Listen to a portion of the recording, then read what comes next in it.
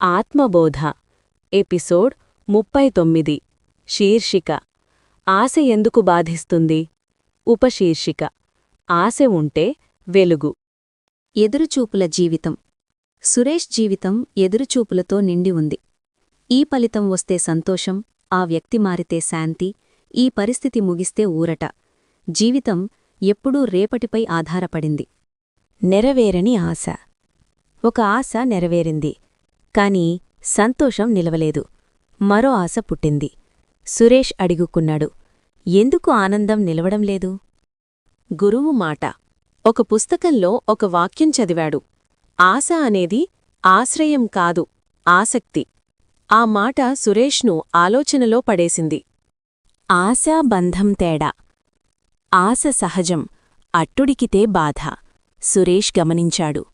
ఆశ నెరవేరకపోతే బాధ, నెరవేరితే భయం, పోయిపోతుందేమో అని. కొత్త దృక్పథం. ఆ రోజునుంచి సురేష్ ఆశ పెట్టుకున్నాడు, కాని పట్టుదల పెట్టలేదు. జీవించాడు ఇప్పుడే. ఆత్మబోధ. ఆశను జీవితం నడిపించని, జీవితాన్ని ఆశకు బానిస చేయకు.